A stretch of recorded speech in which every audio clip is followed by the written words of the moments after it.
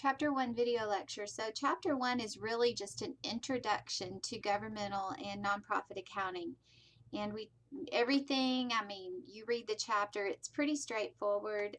Some of the things that we'll be doing in this class, on page 3, it talks about GASB, Governmental Accounting Standards Board, and we will definitely be using that tool and doing some research there. So your login information for that will be in Blackboard when we're ready to work on those assignments. And you can get in there and kind of play around. Also, we'll talk a little bit about the ACCT and how the standards are designed for governmental and nonprofit. A lot of nonprofit can be found in FASB, Financial Accounting Standards Board, whereas your governmental goes to GASB, Governmental Accounting Standards Board. We talk in Chapter 1 also a lot about who is the recipient of our information and like why we do this. And so in financial accounting, our audience is our stakeholders, our investors, our creditors, our board.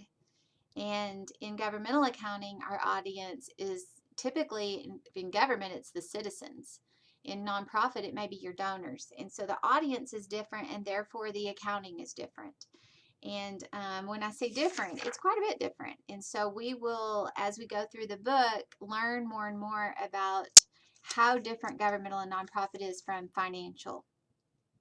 Some of the terminology you need to really be familiar with, and it's introduced to you in Chapter 1, is GASB, Governmental Accounting Standards Board. We talk a lot about government-wide financial statements as opposed to fund financial statements.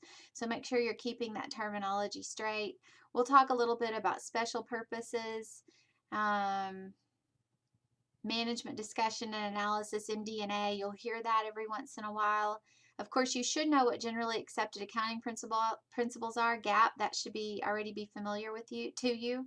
And then a comprehensive annual financial report, CAFR. We'll use that a lot in this class and talk about what those mean. And in your Chapter 2 video, I'll actually be pulling one of those up for you to look at. So for Chapter 1, again, just getting used to the terminology. What is a nonprofit? Excuse me, what exactly does that mean? Why do we have FASB and GASB? And again, just kind of an overview. So Chapter 1 should be pretty straightforward for you, and we'll be ready to move into Chapter 2.